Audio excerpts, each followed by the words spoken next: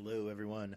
Welcome back to the world's most fantastic podcast. That's right. It's Uncanny Treks, covers Jonathan Hickman's Fantastic Four run. I am Bob in Cascadia. That is Matt in the Southland. Tonight we are talking what would be the third original trade of the run. It's called The Future Foundation. It's volume 3, and it covers issues 579 to 582. Matt, how are you doing tonight? Doing okay, Bob. A little confused at some things, but I think you're going to help me out, help me work through those issues as we go through this episode. Only some of them. Some of them are between you and God, or at least between you and John Hickman, Matt. Okay, Bob. I'll be sure to get in touch with John Hickman. Get him to clarify. Or God. You ever think about prayer, Matt? I think God has other things to deal with other than me asking how to clarify some things in the third volume of Jonathan Hickman's Fantastic Four run. No, Matt. Nothing is more important than you. Okay, good. Well, maybe I'll get caught up with God and get this figured out. Before Matt catches up with God, or before we catch up with these 4 issues, Matt, these 4 issues are branded with the Heroic Age banner at the top of the cover. Do you know what the Heroic Age is? I don't have a clue, and that was the first thing that threw me off. Do you remember Dark Reign, the thing I said I didn't want to explain and then explained anyway? Yes, I do remember that. You did explain it very well for me and the listeners. Thank you. Did I explain it well enough that you remember what Dark Reign was? If I listen to the podcast, yeah. But lo, these 2 weeks later, it's gone. All right, so do you remember what happened at the end of Secret Invasion, the really bad Marvel crossover? Yes, that's the one Norman Osborn becomes like an Iron Man or something like that. Yeah, Iron Patriot, I believe is the code yes, name. I do remember that. But Norman helps defeat the Secret Invasion of the Skrulls at the end of the Secret Invasion crossover. And so the publishing era that comes after Secret Invasion is called Dark Reign because Norman is in charge of superhuman for the U.S. government. And so it's the Dark Reign. Does that make sense? That does make sense. So the Heroic Age is what, a return to the original heroes? Yeah, there's another bad crossover. I think it's Siege, where Norman Osborn tries to conquer Asgard. Oh. At the end, Norman is overthrown. The heroes are back to more or less the status quo. It's called the Heroic Age. Marvel was also stressing that they wanted this to be a return to light, optimistic superhero storytelling because the Marvel universe from maybe Civil War through Siege had been very serialized, very ongoing, and also very dark with superheroes fighting superheroes and the villains winning. Does that make sense? It does make sense. They wanted to go back to more of the golden age when the heroes won. Things were brighter and happier and smiling. Probably the Silver Age for Marvel, but I take your point. A New 52, if you will. This was, I believe, only 1 year before the New 52. What? Are you saying that DC may have stolen an idea from Marvel? No, because DC did it worse and more intense, because Marvel didn't restart their continuity. Oh, yeah. Restarting continuity is not fun, ever. No. It's a bad idea. Don't do it, folks. It sucks. Speaking of which, did issue 579, which is to say the first issue we're talking about of Hickman's Volume 3, did it feel like a restart? It did, because the last issues we read, if I'm not mistaken, what was in the last issue that we read about? We're talking about the cities, correct? Yeah, the last issue was the Negative Zone City and the beginning of the War of the 4 Cities. Right, and see, I don't feel like it picked up where that left off. It started over or did something different, which confused me a little, but I'm kind of used to that. I having read the Krakoa stuff, I'm kind of now. That's when I look at something by Jonathan Hickman. Well, yeah. Hickman does like his abrupt swerves and his shifts in focus, but I also feel like this is maybe not just what Hickman would want to do. It's also him having to respond to Marvel's publishing initiative. So, hey, it's the Heroic Age. We're starting over. You have to make it a jumping on point. Maybe a restart point is too hard, but nonetheless, it feels like you could jump into the run at this point. You could pick up this volume and know what's going on, not be that confused. And I'll talk about that more towards the end as well. Before we get into that, I did want to shout out Neil Edwards did the art for the Birthday issue and the New Earth issue that we covered in our first volume, and he's back for all 4 issues this week. It's not Dale Eaglesham, it's Neil Edwards this week. Matt, what's going on in issue 579? So, Reed berates everyone except She-Hulk at the Aspen Ideas Festival. Yeah, Matt, are you familiar with the Aspen Ideas Festival? I'm not, but I had to Google it afterward. You asked me what it was, and I have an idea of what it is, but for the listeners, Bob. Yeah, they don't call it the Aspen Ideas Festival in the comic, but it is the Aspen Ideas Festival. I think it's one of the most evil assemblies in human history, full of evil U.S. government people, evil Silicon Valley people. But that's not exactly why Reed hates the Aspen Ideas Festival. Reed hates it because it's full of Neo-Lum and Malthusian. Are you familiar with those terms, Matt? So neo is the fear of the Luddism. Luddism is the fear of the effects of new technology. When I get my new iPhone, if is it going to try to eat me, things like that. And in its more defensible form, not is it going to eat you, but is it going to make your life worse? Is it going to expose you to more corporate and governmental surveillance? Is it going to atrophy your attention span? Is it going to be a way that your employer can squeeze more work out of you in your off moments? That would, I think, be a more realistic neo-Luddite No, position. Bob, the iPhone doesn't do any of those things. You're right. I'm clearly just delusional. What about Malthusian? I wasn't as familiar with this one. The more people that we have on Earth, the less food there's going to be, and the less stuff there's going to be. The population's eventually going to have to decline, right? Yeah, that's the idea.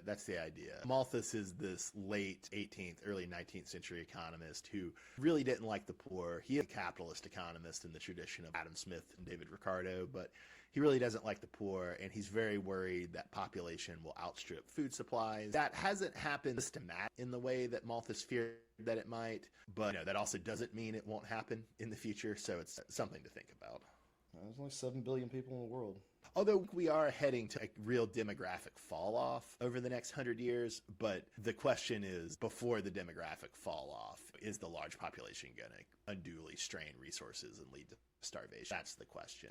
Will we suffer? And also, it's worth noting that it's not just that the population naturally causes people to starve, it's also that governments don't adequately provide for people. It's not just like, oh, there's a lot of people, therefore there must be a disaster. There's other factors at play that Malthus is not always good at understanding. God, Bob, you're such a socialist. I am a socialist, man. Yeah, that's true. I do really want to challenge one thing Reed says in this speech. Reed says that people today are living better than they ever have before. I would say rich and middle income people in the developed world are living better than anyone else in history. But it's a little bit more of a dubious claim if you look at poor people in the developed world and if you look at the developing world. It's arguable that people's living standards in a lot of places have actually gone down. So I just want to say it's not the open and shut case that Reed thinks it is. Have you seen those one room things that the Chinese people live in? It makes me so sad. Urbanization is a challenging thing. Conservatives love to be, oh, well, poor people have iPhones now. Sure, in the U.S., some poor people do have iPhones. But when healthcare and housing and food are out of your reach, an occasional luxury like an iPad or a nice TV, that doesn't balance out that it's objectively harder to live now than in prior decades. That has always been my thing, too. Apparently, poor people can't have nice things is what rich people want. Clearly, the fact that you spent one paycheck on a nice TV, Matt, if you didn't spend that one paycheck, then you would be able to meet your very high rent. That's a reoccurring cost every month, right? Yeah, Bob. Or I could pay 5% of that medical bill. Or I could have an iPhone. Which would you rather do? Matt, beyond his speech, Reed makes some other dubious claims to Alex Power. Would you like to run those down? Reed comforts Alex Power by telling him about his perfect SAT score will get him women and beer. But we all know that's not true. Women do not care about your SAT score. No one actually cares about your SAT score. No one. Most colleges don't even care about your SAT score. No one cares about it. It was such a big deal back in the day. No one cares. And the only thing I remember, I know that my SAT, I think I barely broke 1,000, whatever. And then I also took the ACT, the other test. And when I went to show up for the test and sign in, there was this guy there who was supposed to be covering my shift at work so I could take the ACT. And I'm like, dude, why are you here? And he's like, I got to take the ACT too. So now Putt-Putt was who's running the go-karts. Well, we're over here taking the ACT. These are the kind of problems I get, Bob. As somebody who does essay tutoring as a part-time job, it's an entirely ridiculous test. I would say maybe 1 in 6, 1 in 8, 1 in 10, somewhere around there, questions is utterly subjective, and you can make persuasive arguments for multiple answers. It doesn't measure much of anything, is what I would say. Bob, part of my job is taking standardized tests and trying to help students better understand how to answer and navigate these questions. And I struggle because there's so many answers that could be correct if you have a multiple choice test, especially when you're talking about literature or reading, narrative. There's some literature that would suggest there's a connection between SAT performance and whether or not you finish college, but I haven't in-depth looked at that research, and so I couldn't say if it's actually true. But that would be the only argument I would consider. Do you want to take over and describe our moloid? Kurg is the floating moloid head. You'll notice, Matt, Turg is not a pet. Turg is an equal member of the group. You got me from last week. I still think he's a pet. Hong seems to be the eldest of the Moloids. Kor is the baby Moloid, who likes food and quoting King Lear. And then you have Mick the Moloid. Yes, Mick the Moloid. Yeah, Mick the Moloid. He's tracing an arc that runs through the warring four cities. So, we're good. Got some Moloids. Yeah, Turg is the floating head. Mick is the one with the visor. Hong is usually the one holding Kor. Yep, there's Moloids, Bob. It's not super clear in the scene in 579. Based on their presence in this scene and with the Future Foundation in the next issue, it seems like Sue is asking the old Fish King of Atlantis to send his two children, who we don't have names for, but their names are Vil and Wu. He's asking the old Fish King of Atlantis to send those two children to the Future Foundation. This is the kind of Jonathan Hickman does that makes me go, am I missing something or do I have it? I'm not sure if it was supposed to be a note of suspense or if it was just a short scene that was maybe more elliptic than intended. It was only one page, so maybe that's what they were going for. Does it seem like Franklin was doing a Guy Gardner and or a Karate Kid impersonation in this issue? Him and his little karate get-up is hilarious. Like, we have these kids at my work that go to the Taekwondo thing every day, and he looks like one of them. So Matt, what's up with Val and Dragon Man? She's working on Dragon Man's what she's doing. She's updating him, upgrading him, improving him to be the best Dragon Man he can be. So Dragon Man is going to be a member of the Future Foundation along Alex and along with Val and then along with Vil and Wu and along with the four Molo. And he's not just a babysitter anymore, Bob. He shoots fire. Not just a babysitter. He's a scientist babysitter, Matt. He attends their classes and everything. What's up with Reed and the Wizard in this issue, Matt? Well, he goes to visit the wizard at Pavlov Metahuman Psychiatric Facility. I like how Hickman has Reed as this embodiment of this optimistic belief in the future, then Wizard as a pessimist. Wizard's terrible line, at least Hickman and Reed think it's a terrible line to read, is "this is all there is," which I want to believe in Reed's optimism, but as we stare down climate change and nuclear war, the Wizard sounds pretty persuasive. But don't worry, Bob. Reed's going to fix the wizard. He is going to fix the Wizard. Specifically, his threat to the Wizard is that he's going to be a better father to Wizard's clone son than the Wizard ever was. That's a very good threat. That's a dark threat. We learn as Reed opens up the Future Foundation at the end, he's all about that pass-fail grading. I'm a fan of pass-fail grading. Matt, are you a fan of pass-fail grading? Basically, you're either proficient or not. In an ideal world, I would just grade my students pass, pass with distinction, fail. That would be the three options in an ideal world. You have criteria and stuff, right, for that? Or would you just look at them and say, pass, pass plus, you fail? My usual approach to grading, Matt, is that I approach a student's paper, I make it bleed with a number of comments, then I give it a B plus, an A minus. That's usually how I approach a paper. It varies. If it doesn't hit the page count or if it's really bad, I don't give it an A minus or a B plus, but that's usually how I go. So I feel like this approach spares me from having to have rubrics. If a student really wants to complain about a grade, I will go get a rubric and then show, okay, this is why you're here on this rubric. But I don't like doing that, and I don't often have to do it. So. Student comes to Bob and's like, I need a rubric. Bob's like, my rubric's all up in here. Points to his head. You don't need to know my expectations. I know my expectations. Rubrics and grades are make-believe and busy work, and so I just don't. Let me tell you what a rubric usually does. Expect for smart kids, it shows them how to do the bare minimum. Exactly. They just go through and check off. Okay, I got that. I got that. I got that. Okay, I'm good, and they turn it in. That's usually what that boils down to. So you are right in that sense. It destroys any actual critical thinking that they may have to make because it's kind of you already outlined what they need to do. I do give sometimes sample papers, but you don't have to do it just like this, right? Look at that. Bob handing out exemplars. Good job, Bob. All right, now. So you really care about your kids. I wouldn't go that far, Matt. Shall we talk about issue number 580, Fantastic Format? Sure, Bob. So the Future Foundation assumes their first group project is trying to solve an old problem of Reed's that they think he approached in a too binaristic way. So, Matt, did you have a guess or a speculation early in the issue about what the project was? Well, I thought it was just going to be some ridiculous cosmic thing with sun and planets or solving some major problem in the universe. But it ended up that they just want to get rid of Uncle Ben's ugliness. What happens to Franklin while the Future Foundation gets ready to upstage? While they're doing all their think tanking, Reed is busy off teaching, so he sends Johnny to take Franklin and Leech to the toy store to get Franklin an Impossible Man action figure. where they have to form a team of 4 with the real Impossible Man to defeat Arcade, who actually owns the toy store. But Matt, do you know who the Impossible Man is? I really hope you don't for your own sake. I don't have a clue who. I thought it was just made up for this issue. I just thought it was supposed to be like generic superhero that Franklin was wanting to purchase an action figure of. I really don't want to have to tell you this, but the Impossible Man is the Mr. Mix-Up of the Fantastic Four. That makes... Visually, he looks closer to, who's that guy from the Flintstones? Gazebo, maybe? Gazebo, yeah. Gazoo? No. His name is the Great Gazoo. Yeah, he's the Impossible Man is the Mr. Mxyzptlk or the Great Gazoo of the Fantastic Four. I don't necessarily love this issue of the Hickman run, but it is the first Impossible Man story that I've ever found mildly tolerable. Every Impossible Man story I've ever read before this, including the ones from the original Lee Kirby run, I deeply hate on a moral level. I didn't really care for Impossible Man. This issue was okay. Like, there wasn't anything wrong with the issue. That was not my favorite character. Here, he's playful, but he's not as antagonist to the FF as he often is when he shows up. Instead of the Human Torch action figure, Franklin clearly wants a Spider-Man action figure, and then Leech wants something with Repulsor. Does that mean Leech is an Iron Man fan, or is that a Miss Marvel thing? I wasn't totally sure who Leech was going for there.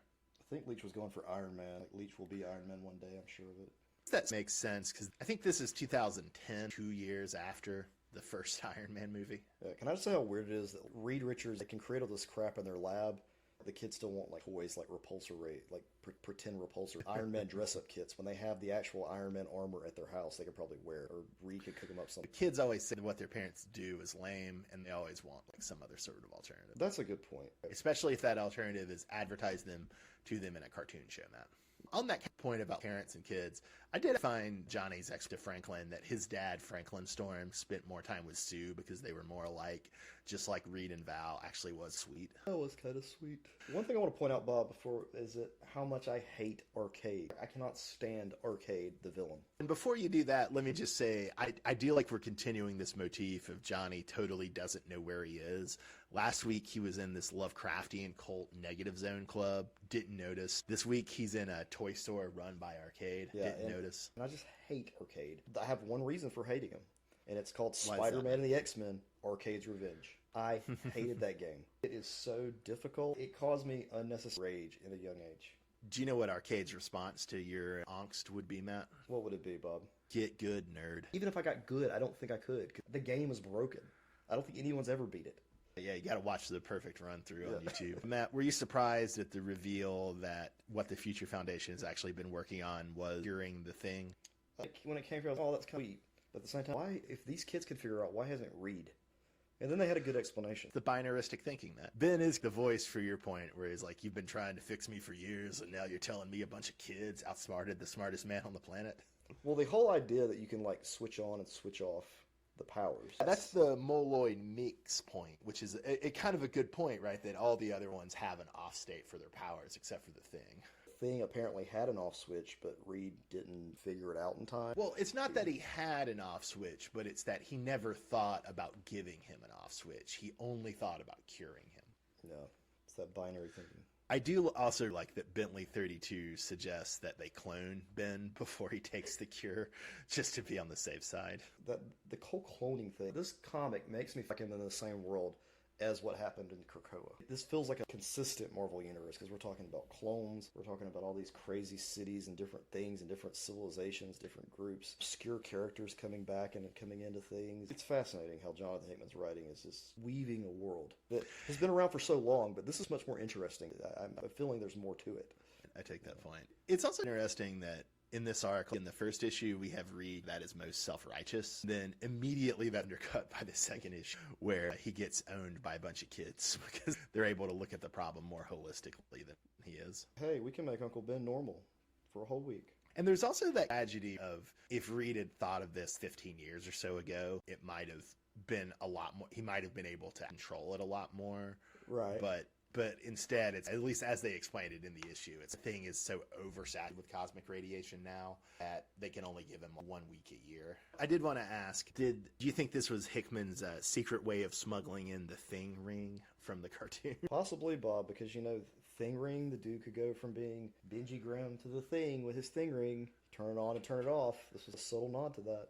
thinking. In that cartoon, as I understand it, the Thing is a mutant from the cosmic radiation, but the side effect of the process where the scientist gives him the Thing ring to control the transformation means that it turns him from an adult into a teenager, which is very weird. Maybe that's the answer. It's good the Future Foundation kid solved it now, because he doesn't have to become a teenager. Whereas if Reed had given him the Thing ring in Fantastic Four '2, it would have turned Ben into a teenager, and that would have been weird.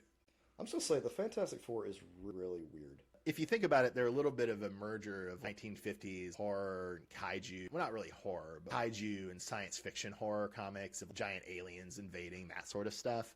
They're a hybrid of that with 1950s Superman storytelling. And so there is this horror element, especially to the Fantastic Four and Spider-Man, that's interesting in early Marvel. There's this combination of the science and exploration piece that you don't really get from X-Men.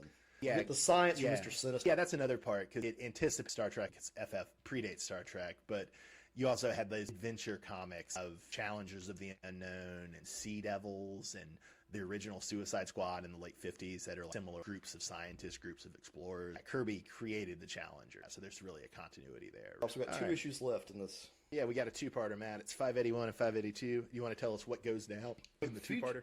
Future Franklin returns after his birthday mission to see future Valeria, who looks just like her mother, and their grandfather, Nathaniel, who launched their own time travels. Nathaniel goes to visit his college son and forms a prequel Fantastic Four with College Ben and College Doom. Future Valeria goes to visit her mom in the present. This is a minor point compared to all the stuff you just raised, Matt. But for me, as a nerd who likes to read philosophy, I find it very amusing that College Reed is a Hegelian. And of course, College Doom is a Nietzschean. That's obvious. Do you have any sense of who the German philosopher Hegel was, Matt? Actually, I did look it up yesterday, Bob, but I already forgot. So go ahead. The philosophy professor describes it as the true is the whole. That's not a bad one-line description of Hegel's philosophy. Have you heard the phrasing of the dialectic as thesis, antithesis, synthesis? Yes, I have heard that before. Hegel didn't actually say that, but a lot of times people associate Hegel with that idea of thesis, antithesis, synthesis. Whether it is an accurate description of Hegel is debatable, but that would be another common way people hear him talked about. That model, whatever its other flaws, kind of catch the sense. Hegel has this philosophy of history where history is in motion. You encounter contradiction and then you overcome or resolve the contradiction and you keep the movement of history, the movement of science, the movement of art going. Does that make sense? That does make sense, yes. Did you find Nathaniel's description of his relationship to Immortus and then his own kind of multiverse counterparts, Nathaniel's own multiversal counterparts, was that easy enough to follow? Yes, for once, I was very clear about this part.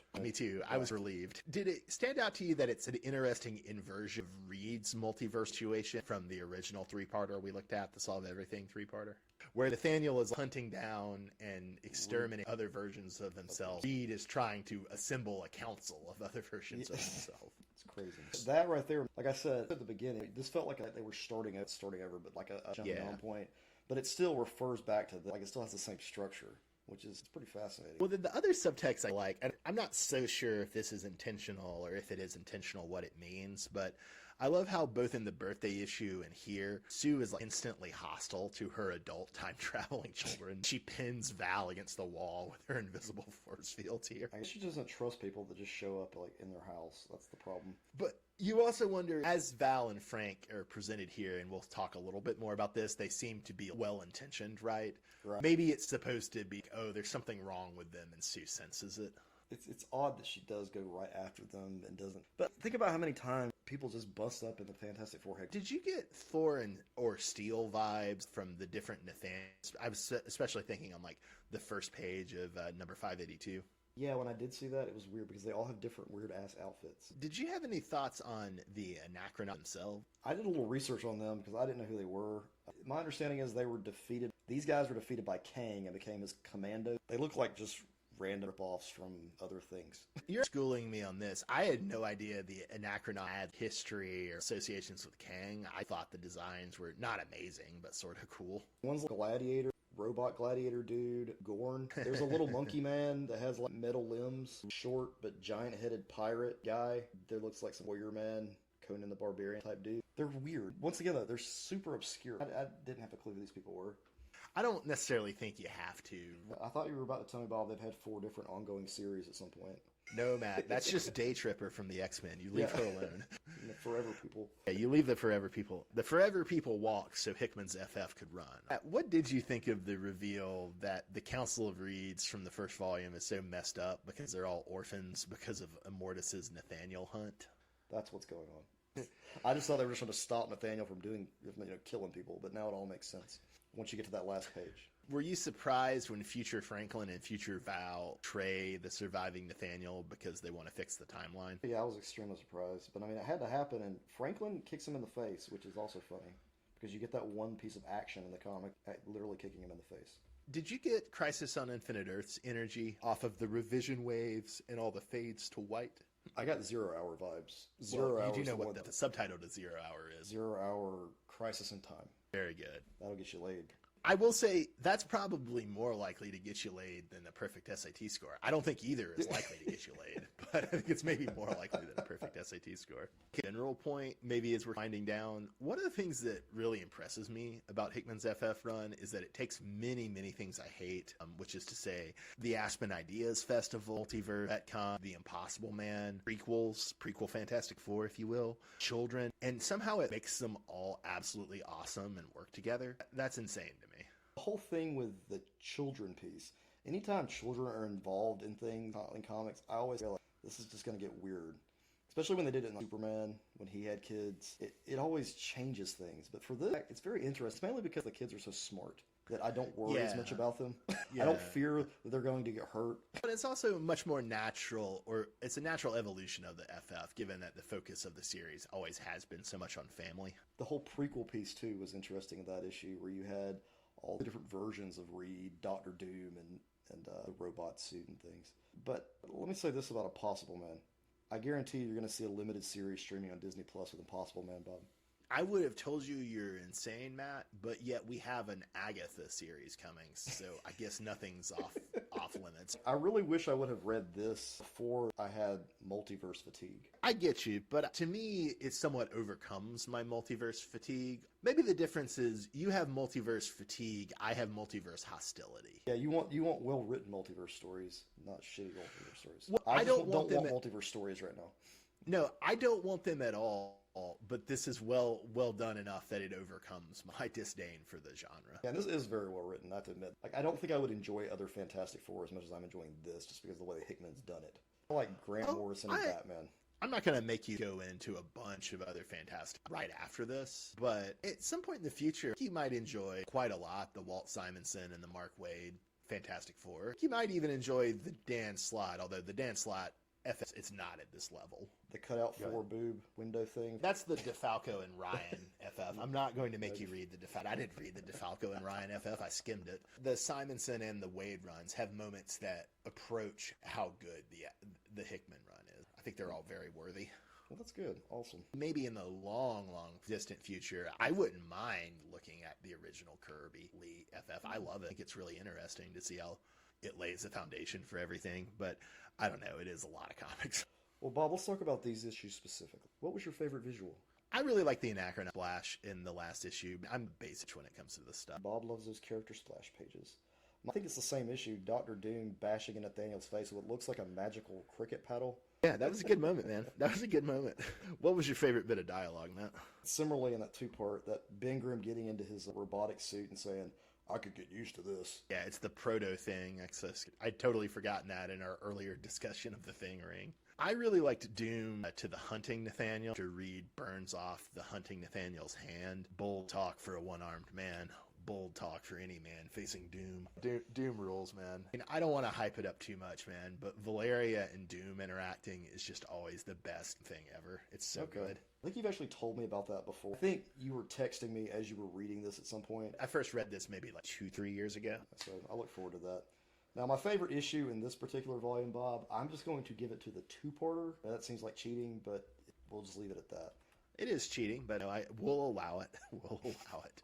I'm going to give it to half an issue in contrast to you, Matt. You gave it to 2 issues. I'm going to give it a half an issue. That averages out. I'll give it to the half of the Future Foundation issue where they cure or partially cure Ben. I mean, the Impossible Man stuff is not terrible, but that's not what I'm giving it to. Bob didn't like the Toy Store part. He likes the science part. Matt, I've got some bad news and some worse news. All right, Bob, what is it?